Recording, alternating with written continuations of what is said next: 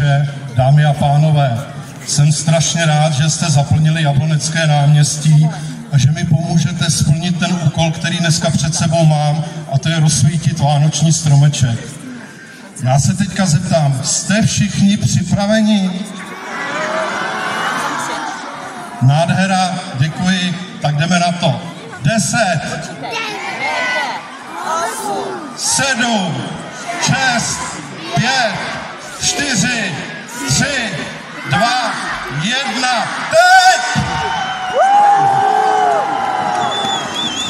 Všem přeju krásné svátky, klidný advent. No to je krásné.